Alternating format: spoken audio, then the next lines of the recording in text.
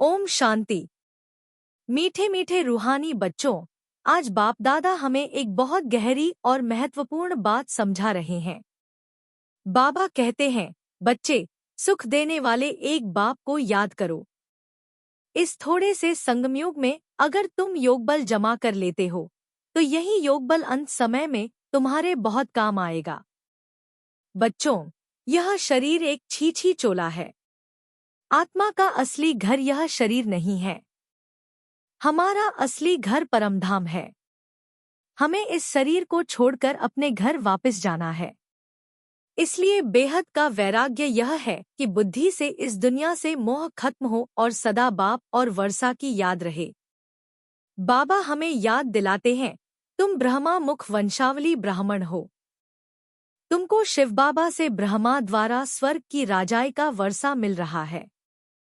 पहले भी तुम स्वर्ग के मालिक थे, अब फिर से वही वर्षा मिल रहा है।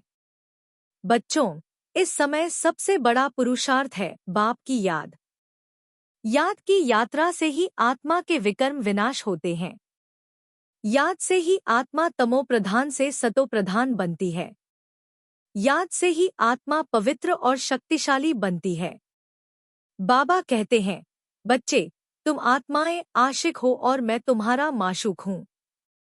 आधा कल्प से तुम मुझे पुकारते आए हो, हे परमपिता परमात्मा, हमें दुहक से छुड़ाओ।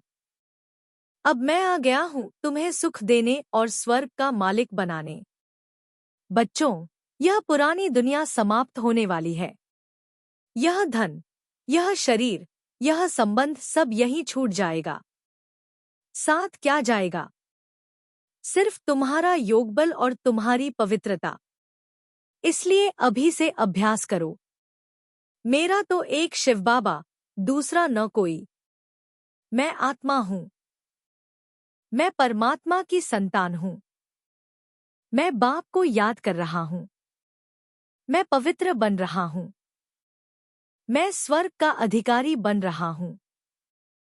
बच्चों, यह संगमयुग सबसे कीमती समय है। इस समय जो योगबल जमा करेगा, वही ऊंचा पद पाएगा।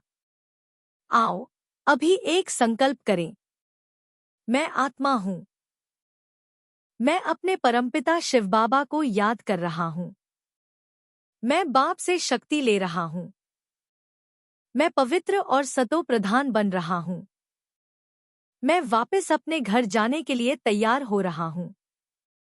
यही याद, यही योग, यही हमारा सच्चा पुरुषार्थ है।